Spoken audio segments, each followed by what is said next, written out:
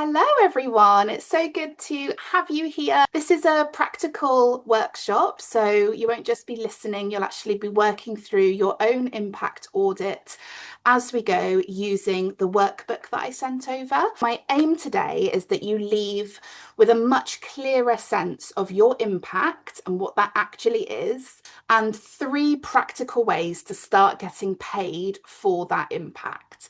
So before we dive in, a little bit about me for those who I haven't met before. I've worked in the charity sector since 2010, starting out in telephone fundraising, which led to heading up all of the telephone fundraising campaigns for British Red Cross.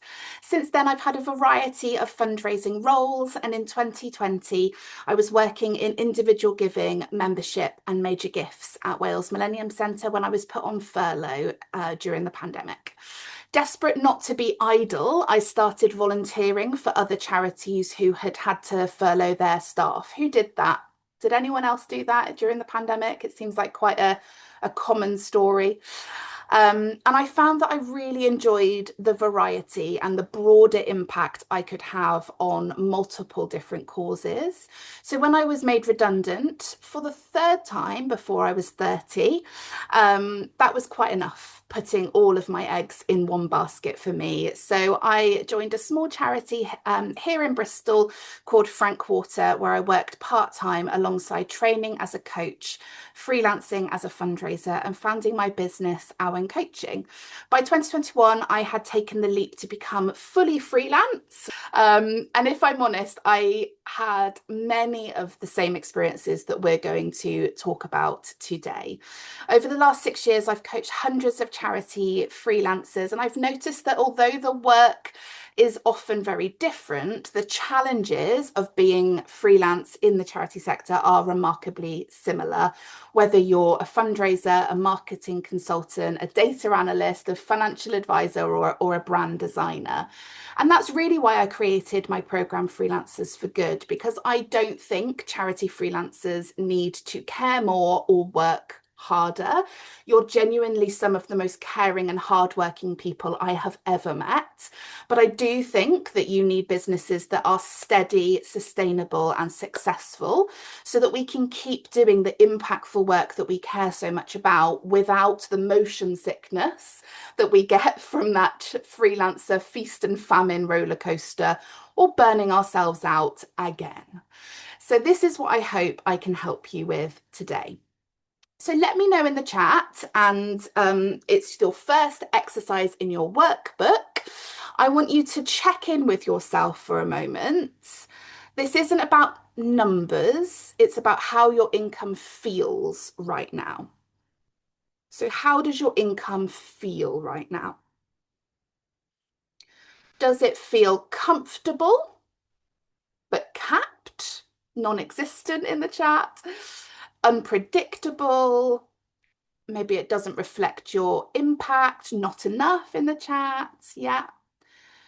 So in your workbook, note down, how does that feel? Undervalued, Kate. Yeah, you're in the right place then. We're going to sort that out today.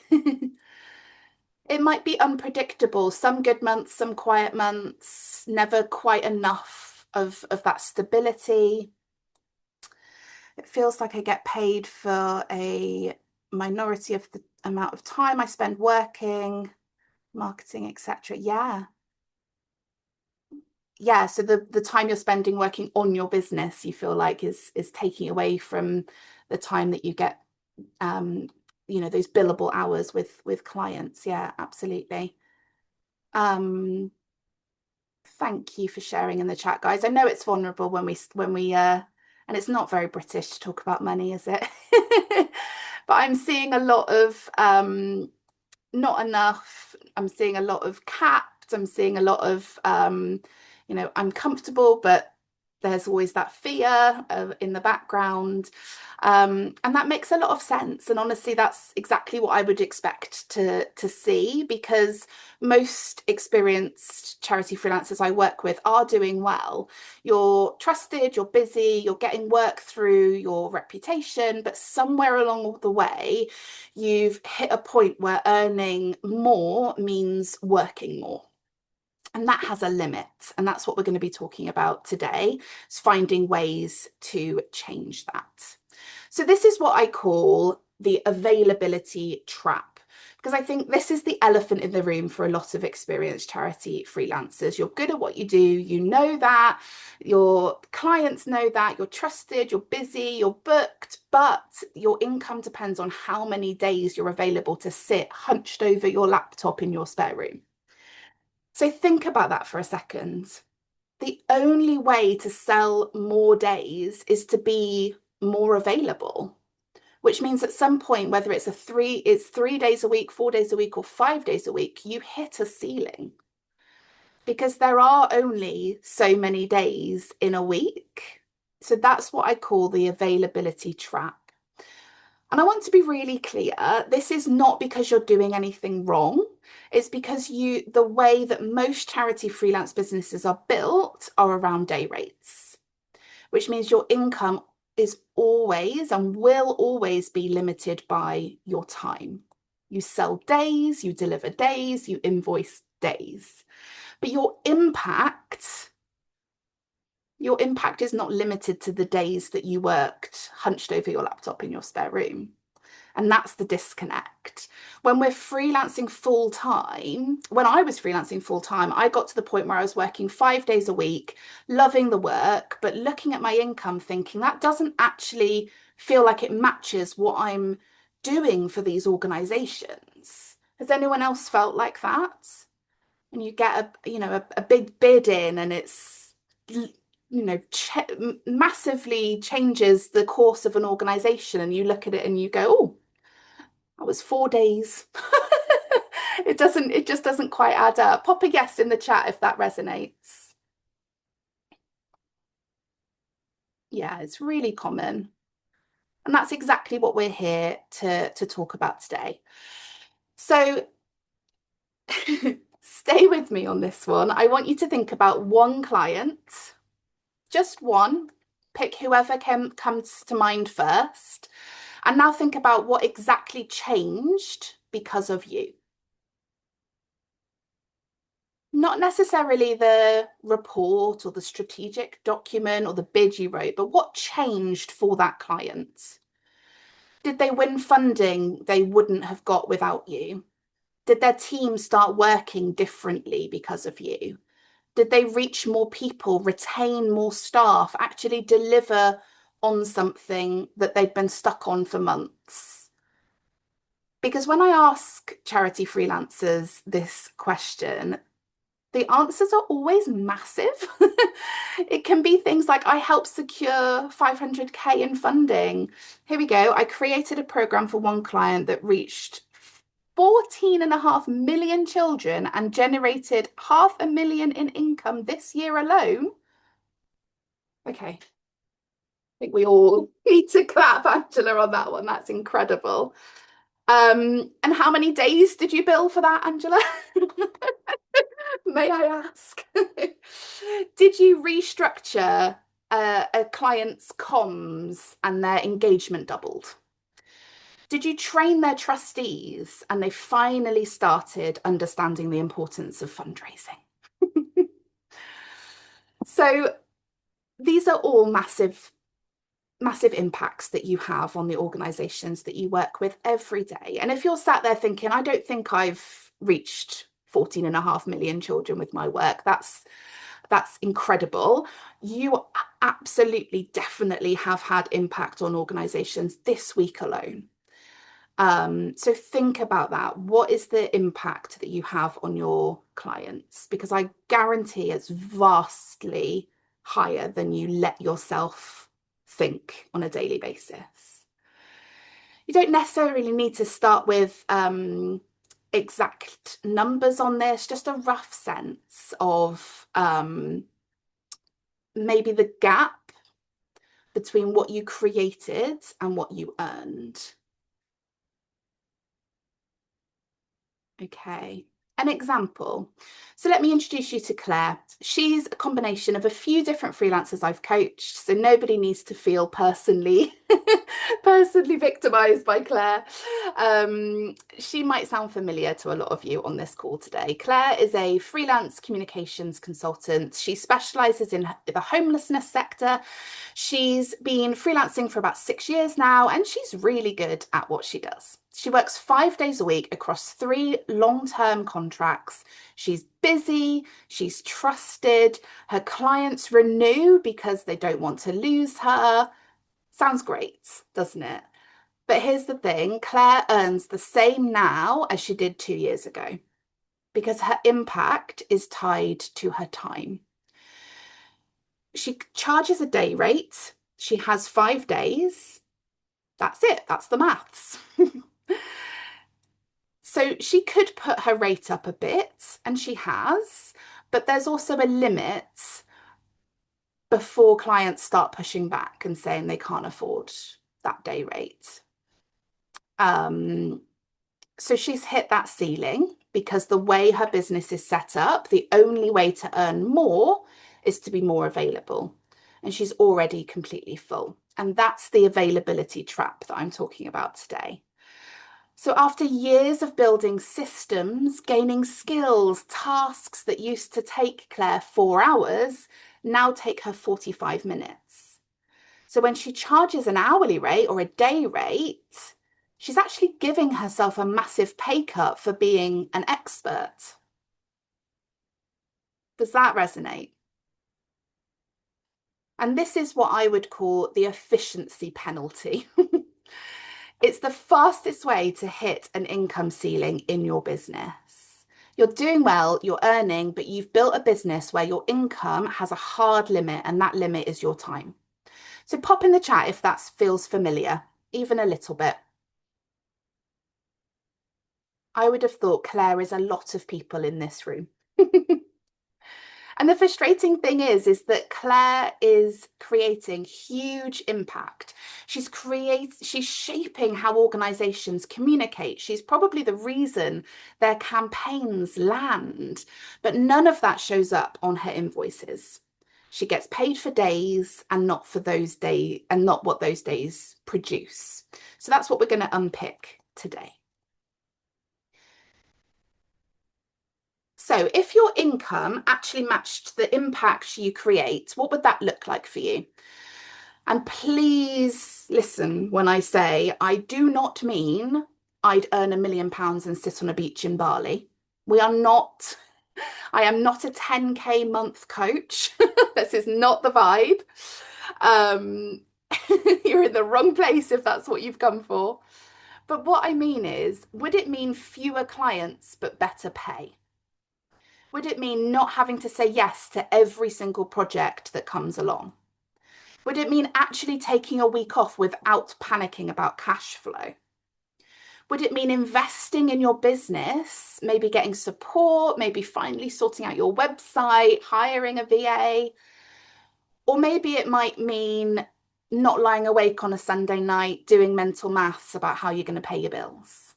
Have a think, jot something down that feels connected to you and your situation personally, even if it's just one line.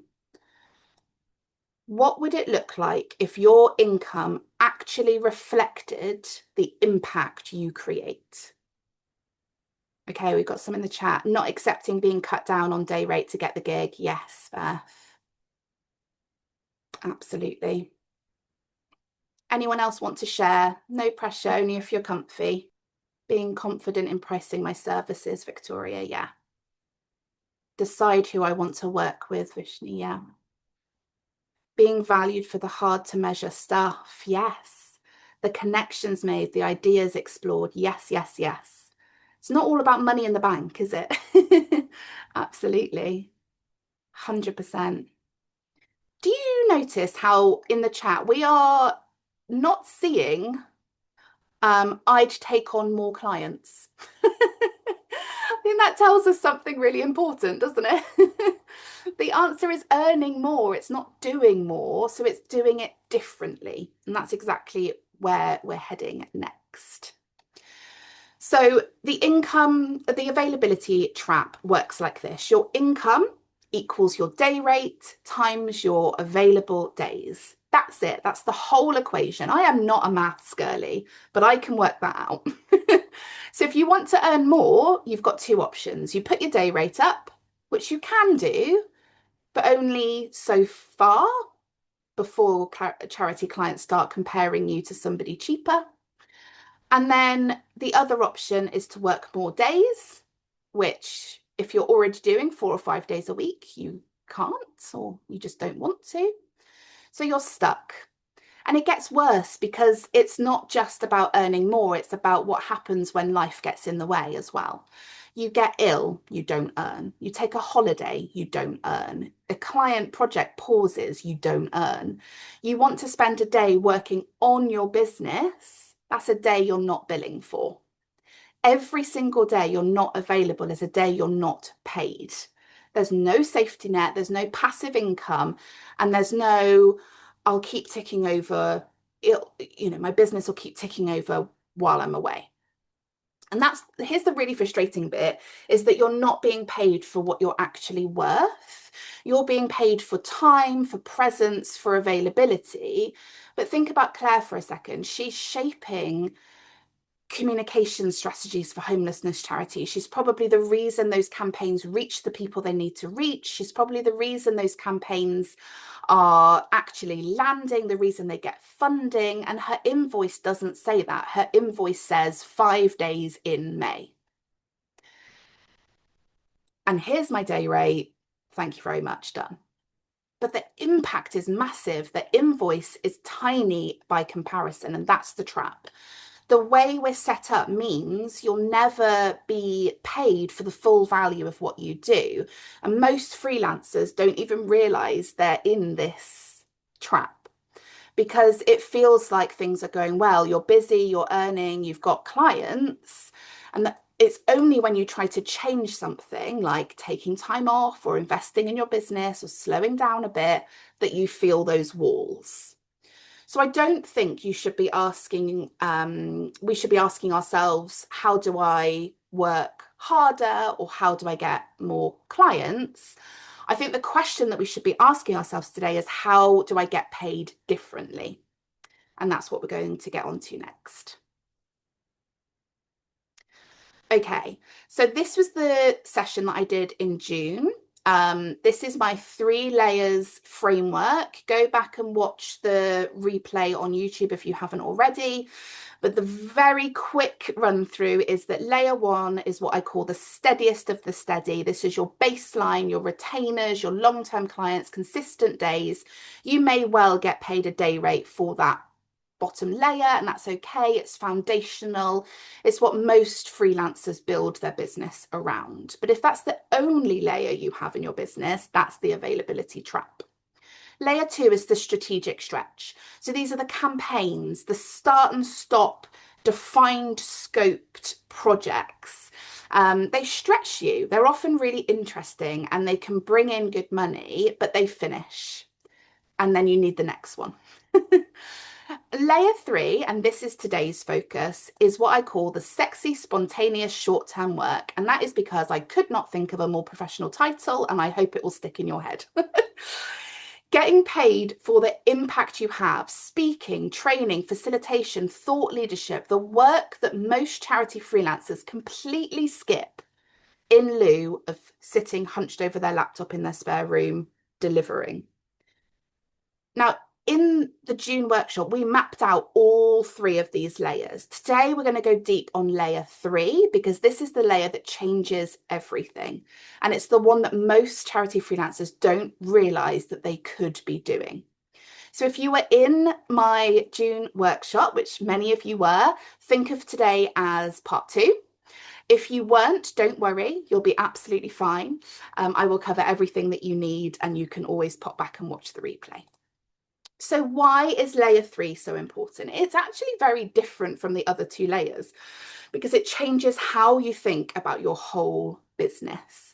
Layers 1 and 2 are about doing the work, delivering for clients, hiring for your time. You show up, you deliver, you invoice, that's great. That's the foundation of your business. But layer three is about being recognized for the impact you create. It's about being known for your thinking, your perspective, your charity sector knowledge, not just your availability to do the work. And when you start doing this kind of work, something really shifts. Clients start coming to you differently. They're not just looking for an extra pair of hands. You're not being treated like one of the team or an employee. They're looking for your thinking and for your perspective. They want you specifically, not just a freelancer who can do X. So you get invited to things. People recommend you for opportunities you'd never have found just by doing good client work quietly in the background. And critically, the income model is different. You're not selling days anymore. You're selling the impact you create, that your insight, your frameworks, your ability to change how organizations think and work, which means there isn't a ceiling in the same way. You're not trading hours for pounds. You're being paid for what you know and the difference that makes. I remember the moment that this clicked for me. I'd been freelancing for a while, doing brilliant work, even if I do say so myself. But I was still essentially selling my time by the day or hour for coaching. And then I got asked to speak on a podcast because somebody I'd worked with recommended me. And that podcast led to speaking at a conference. And that speaking at a conference led to 3 coaching clients and a training contract. And that's what layer 3 does. It changes the game. It unlocks doors for you and it gives you opportunities. But this is what I hear all the time. And honestly, I felt this myself as well. Who was I to call myself a consultant? Who was I to talk on a podcast? Who was I to run a workshop every month and ask people to come along? You see someone with less experience than you getting invited to speak at a conference or delivering training to a group of charity CEOs or being quoted in Third Sector magazine, and you're being or being asked to consult on a strategy piece, and you think, I can do that. I probably should be doing that. But then you don't do anything about it. Or you think, who am I to do that? Like I thought. Or I couldn't do that. I'm not confident enough. There are people who know more than me. Or I'm winging it. I don't have enough to say. And let's be really clear about why you feel that way. Let me know in the chat if this is resonating. You don't know how to position yourself for that kind of work. Like, what would I even say? Hi, I'd like to come and speak at a conference. You're not sure what you'd offer. You've got years of experience, but you haven't packaged it into something you could actually deliver outside of your client delivery work. And you feel like you need permission. If you feel like you need permission, I'm going to give you permission. There you go. You've got it.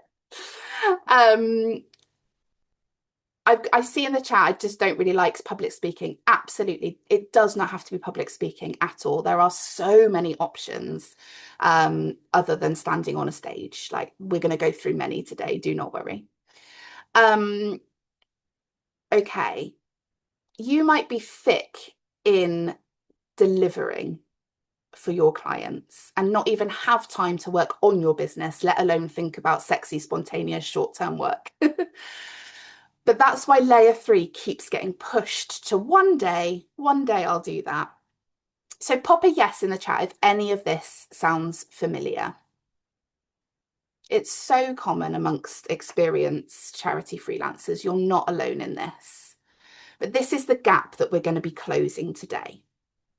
I'm going to show you exactly where to start, and it's probably much simpler than you think. I always tell myself I don't know enough and I'm not experienced enough. I've been fundraising for 15 years. Come on now. Okay, 3 ways to get paid for your impact, not just your availability. I need to hurry up because I've got so much I want to pack into today. So here are the 3 ways, and you don't need to do all 3. Please hear that. You don't need to do all three. You are already super busy. Do not think that you have to leave this doing all of this. Even one of these could completely change how your business is structured. So the first one is price the outcome, not the day. This is the simplest shift because it's often the most scary for people, particularly if you've been working with a client long term, and you've always worked with them 4 days a month, and that's what you've done for the last 3 years. Swapping that to working project-based or outcome-based is difficult, but we'll break it down today. Package what you know. You've got years of experience, 15 years in the chat. The stuff that you know almost on autopilot now is stuff that other people don't. You have knowledge in your head that is incredible because you've worked for so many different organizations. You are not somebody who worked for this charity for 3 years, then this charity for 3 years, then this charity for 3 years, and you've got 9 years experience from 3 different charities. You work with 3 charities a week. That experience is incredible. So when you turn some of that into something you can sell more than once, that's passive income, sort of. Although I don't truly believe in passive income being fully passive because everything takes effort. And the third one is position yourself as an expert. So right now, a lot of charity freelancers sit in the delivery seat. You're brought in to do the work. But what if you moved over into the strategic seat? Not doing the work, but shaping it, advising on it, being the person in the room when decisions get made. So these are the 3 ways: price the outcome, package what you know, and position yourself as an expert. You don't need to do all 3 today, tomorrow, this week, but I want you to have a think about which one feels most you. Which one could you see yourself trying first? Pop in the chat 1, 2, or 3, or all 3. No wrong answers. Which one resonates with you most at this point? I'm going to go into much more detail about each one. 3, 1, 2, 3, 3, 3, 3. 2 definitely 3, but it's scary. All 3, 2 and 3.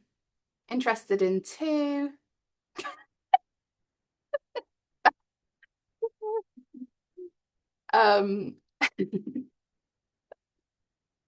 That's not true. Okay, so price the value, not the days. Instead of saying, I charge £350 a day, you say, my fee is £3,500. You're not pricing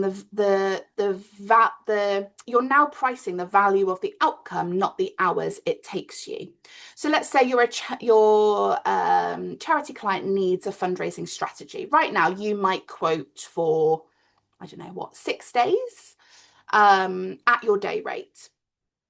And please don't feel like if your timings and prices are different, you're doing anything wrong. I've just plucked an example. Everyone does things differently. It's absolutely fine. But what if you said, I'll deliver a fundraising strategy that positions you to raise £500,000 over the next 18 months, and my fee is £5,000? It's the same work, maybe even fewer days, because you've been doing this a long time and you can write a fundraising strategy in your sleep. Not advisable. But you're pricing the value of the outcome, not the hours it takes you hunched over your laptop in your spare room. The better you get, the faster you work under a day rate model that actually penalizes you. You get more efficient, you earn less. That's wild. That should not be the case. So project-based pricing shifts the conversation from how long will you be hunched over your desk typing this for us to what is the value of the finished project, the finished product. When you price by the project, the client isn't buying your Tuesday. They are paying for the result, not the process. You are not an employee. They should not be dictating whether you work on a Tuesday or a Thursday.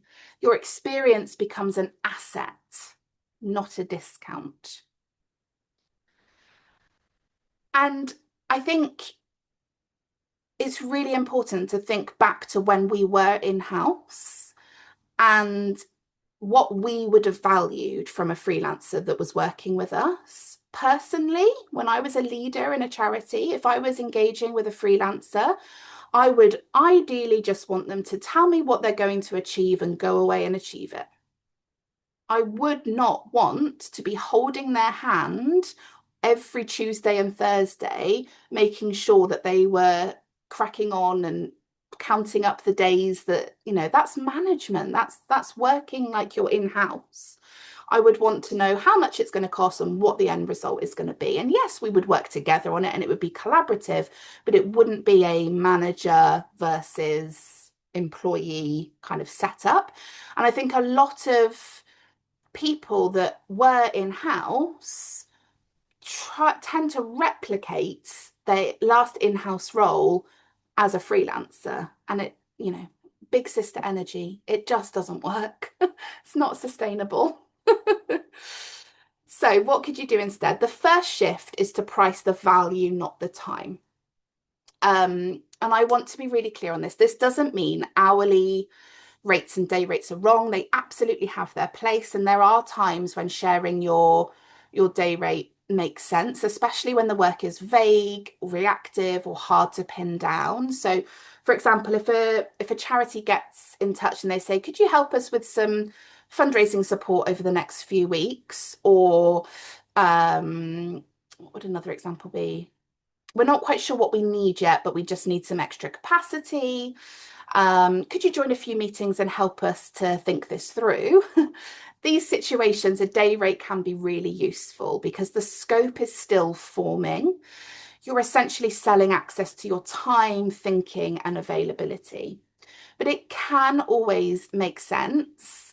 It can also make sense for kind of short, unpredictable pieces of work, like reviewing an urgent document, helping with last minute bid feedback, or supporting a team through a particularly busy campaign period. But where I see charity freelancers often undercharging is when the work has a clearer outcome. So, for example, a fundraising strategy, a trust and foundations pipeline, a major donor proposition, a stewardship journey, a CRM review, a board away day, a package of coaching and consultancy designed to help a charity solve a really specific problem. So in those situations, the charity isn't buying your time, they're buying the outcome and the value of your experience that helps them create change. So they're buying your years of experience, they're buying your knowledge, they're buying often your understanding of funders, supporters, trustees, leaderships. And very often the reason you can do the work quickly is because you've spent years building that experience. But if you only charge for your time and the time it takes you, your efficiency can end up actually working against you. So I think I saw something in the chat about how you actually value like how do you work out the value? So how do you know how much to charge? And I would say that needs to be worked out on your experience. You can absolutely think about internally in your business how long something's going to take you. But what I'm saying is that you don't necessarily say that externally to the client. So think about, what is it that I want to earn a day? How long is this project going to take me internally? And then package it to your client in a different way than that. Because you need to probably keep an eye on how long something's going to take you, because I don't want you to be taking on far too many projects and burning yourselves out. So absolutely track your time internally, but it doesn't necessarily need to be something that you share externally every time. Okay. Let's have a think. What would change for you if you weren't tied to a day rate? So this is exercise 2 in your workbook.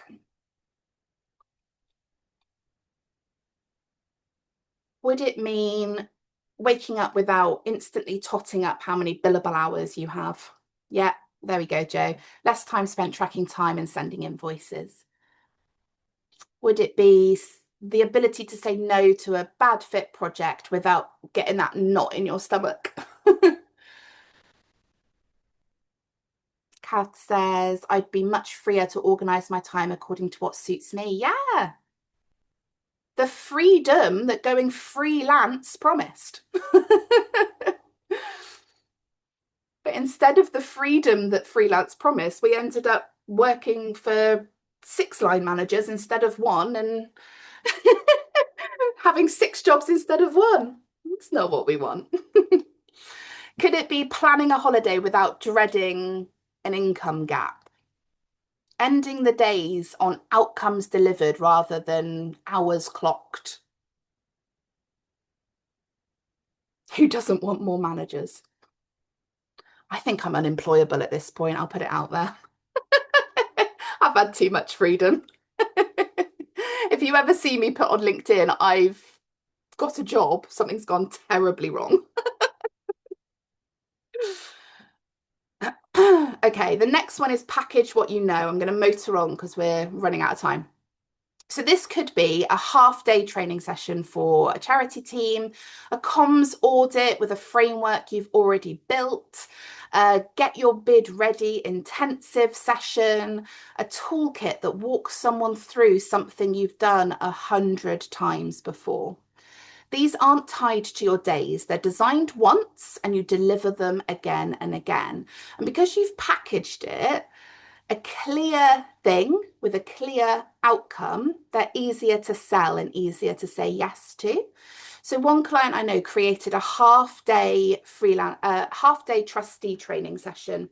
She charges £1,200 for it, and it takes her 3 hours to deliver and about an hour to prep. She runs that 4 or 5 times a year.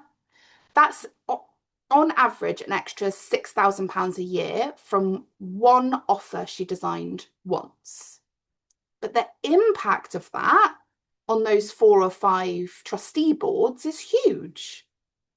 You already have things like this in your head, you just haven't packaged them properly yet. So this is training and resources and workshops. Package what you know. Now, this is the one that I think is the most natural fit for a lot of charity freelancers. And it's where I see the biggest opportunity in the sector right now. Because think about the things you find yourself explaining to every client, the things you repeat, the foundations you have to lay every single time before you even start the actual work. That repetition is training content. So let me share a few examples. If you're a fundraising freelancer, you probably spend the first week of every project explaining to teams why their case for support isn't working. Does that resonate? Seeing a lot of nods. What if there was a training session, how to build a case for support that actually raises money, that you could deliver to 10 charity teams a year? If you're a comms freelancer, you probably find yourself teaching every single client the basics of brand consistency. What if you could sell a half-day workshop, brand basics for small charity teams? If you're in monitoring and evaluation, how many times have you taught teams how to use their own data? Package that.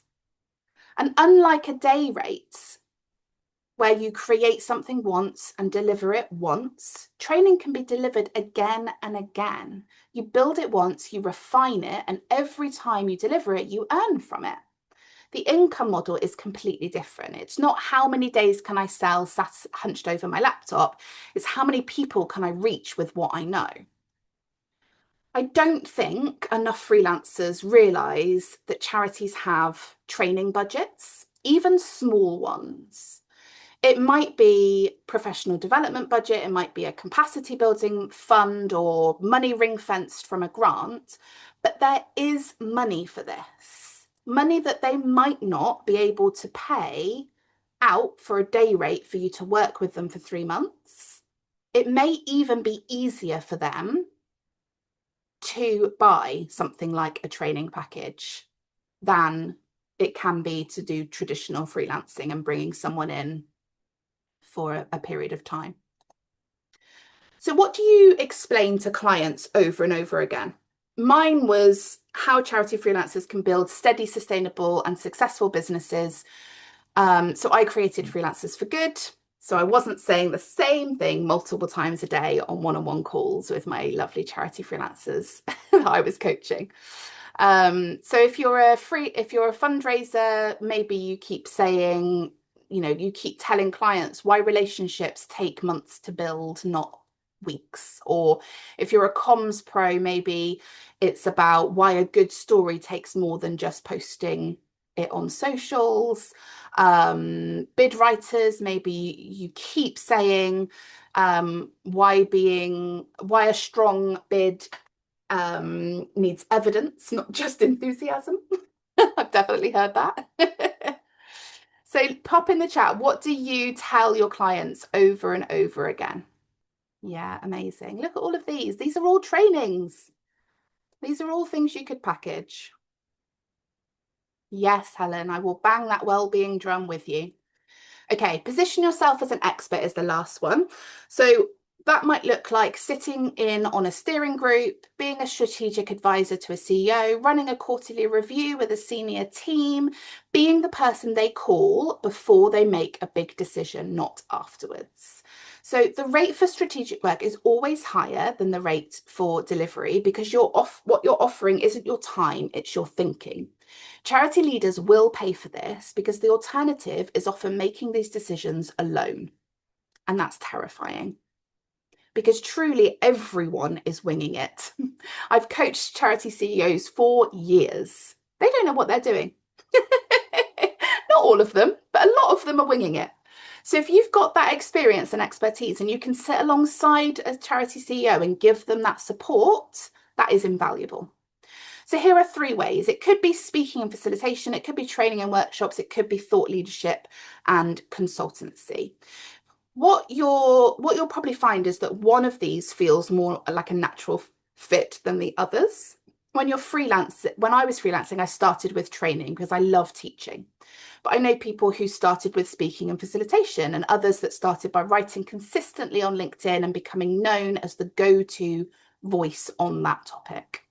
There's no right order, there's just the right starting point for you.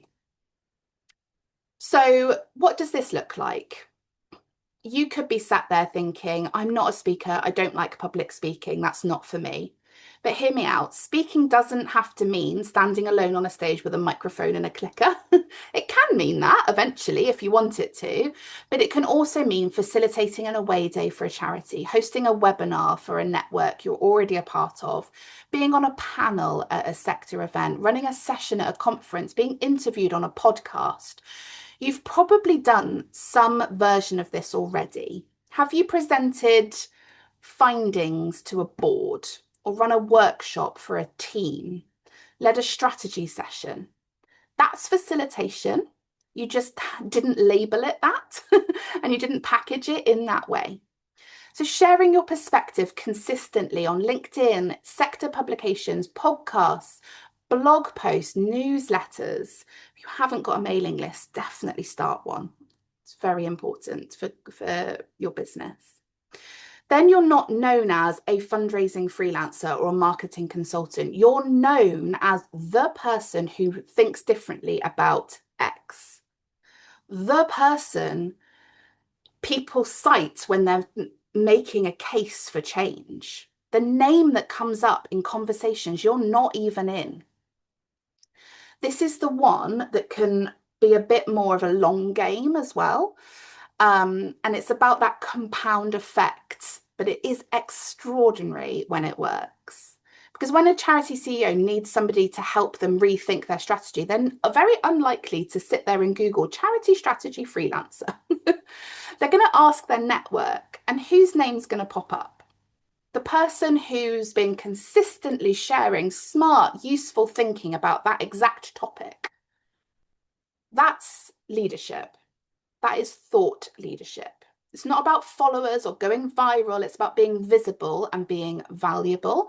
And consultancy is the natural evolution after that. Once you're known for your thinking, people start hiring you for it. So your impact audit, I'm massively running out of time, so I'm going to leave you to do this yourselves. But think about, where do you create the most impact beyond the time you spend working? So is that maybe you're shifting the entire approach of a charity's fundraising, or you're helping a team see their brand differently? What is the impact beyond the time you spend working? What changes in an organization you work with because of you? You've seen what works and what doesn't across different organizations, different sizes, different causes. People inside one organization can't see those patterns, but you can. That perspective is incredibly valuable. So write that down. What problem do you solve that clients don't even realize they have? This is my favorite, because experienced freelancers do this all the time. You walk into a project, spot something no one has even named yet, and fix it. Think about what that was for you. And then your impact statement. So after you've answered all of those questions, take half an hour and really think about them. I want you to write your impact sentence. I help who, to, what, so that result. Mine would be, I help charity freelancers to redesign their businesses so that they can feel as good as the work that they do. The way you describe your work directly impacts two things: how people think of you and what they're willing to pay you. So if you take anything away from today, it's probably that. It affects two things: how people think of you and what they're willing to pay you. I was 27 when I started calling myself a consultant. And I thought, who am I at 27 to call myself a consultant? I was given very good advice. If you call yourself a consultant, people will see you as a consultant. I had the experience. I just felt like a 27-year-old couldn't be a consultant. Why? If someone asks you what you do and you say, I'm a charity freelancer or a freelance fundraiser, that's fine, but it puts you in a box. You're a spare pair of hands, someone they hire to write bids, run a campaign, or add resource to an overstretched team. But if you say, I help small charities build fundraising strategies that actually get funded, that's completely different. That's going to stick in people's minds. You're no longer a spare pair of hands. You're the expert that gets results. It's the same work, it's just completely different positioning. I have you all on LinkedIn, so I want to see incredible LinkedIn headlines and confident posts coming out of your LinkedIn, because when someone at a conference asks what you do, you need to be able to say, this is what I do. I do a bit of freelance. It's not enough. You're better than that. So you've got your workbook, run with it, use it. Hopefully that link that Sarah shared, maybe you could share it again, Sarah, the Canva one where you can actually change it. But you've got this now. Update your LinkedIn, put it in the next proposal you write, say it out loud next time someone asks what you do. It changes how people see you, and it changes how you see yourself. So the next thing I want you to do is spot the opportunity. So looking at your impact audit, when you've got it, think about, where could this land? Is it a conference talk? Is it a training session? Is it a LinkedIn post series? Is it an advisory conversation? Is it a project fee rather than a day rate? Your impact can be packaged in a different way than you're selling it at the moment. So think about that, spot the opportunity. Okay, action plan. Your biggest area of impact on your audit, the way that that fits best. So think about the three options, which one sits best with you. And then I want you to pick one specific action that you will take in the next 2 weeks. And I want you to email that to me for accountability. Because you are a company of one, most of you, and you don't have anybody saying, but Helen, you said you were going to do that last week and you haven't actually. You've just focused on your client's work. Are you going to move that forward? Rosie, are you going to do that, what you said? So you need accountability, and that's what I'm going to be here to do. So email me your one specific action that you are going to take in the next 2 weeks by the end of today, and I will hold you accountable to achieving that, because that is where things move forward. So to recap, we have covered the availability trap, why working harder, selling more days, and squeezing in more clients won't fix the fundamental problem. Your income has a ceiling, and when you're tied to that, so is your income. We've spoken about the 3 different ways to get paid in a different way so that your impact is protected. And we have done I've set you up to be able to do an impact audit that you can do after this session. And then I really want you to email me your next or first opportunity and the action that you are going to take over the next 2 weeks. This is the shift we're really talking about today. Most charity freelancers I work with aren't struggling because they're not good at what they do.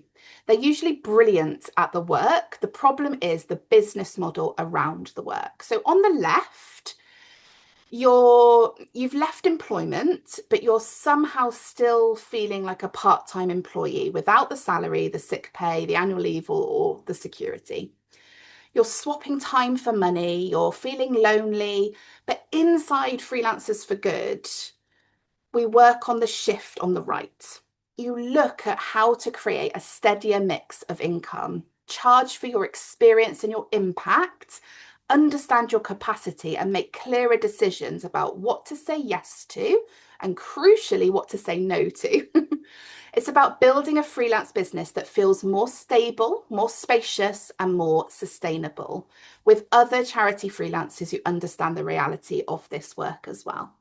So if the left-hand side feels familiar, I'd encourage you to book a call with me.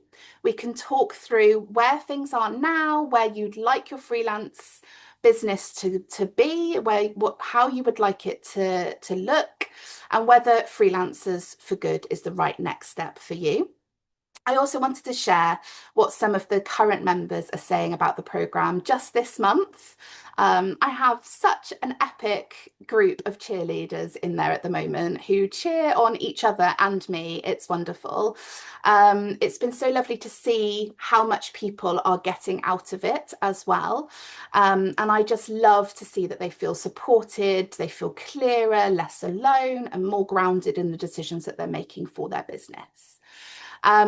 There are so many decisions to make when you're transforming your freelance business into something that can support you and your life.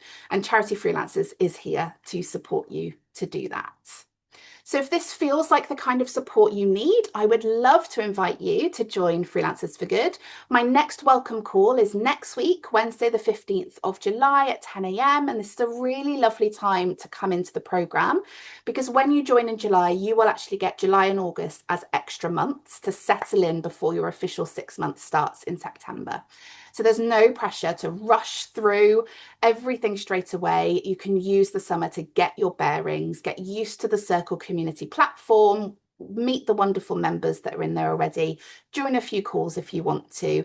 And I will also do a free services audit for you, where I will look at your website, your LinkedIn, and create a personalized video reflection for you on what I think you could redesign to make your freelance business more steady and sustainable.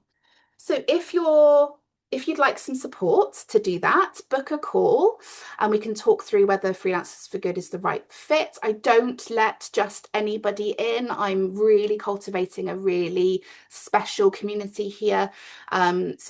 Let's have a chat and see if it's the right thing for both you and for the community. Thank you ever so much for joining me for this workshop today. We just had an impromptu 20-minute Q&A at the end of that, which was glorious. So if you can next month, join me live because that is the juicy bit. But next steps would be to email me your next action point for the next 2 weeks so I can hold you accountable to that and support you in my inbox. And please do book a call with me. I will leave the link below. I would love to chat to you about supporting you to create a steady, sustainable freelance business working in the charity sector. Take care. Thank you ever so much.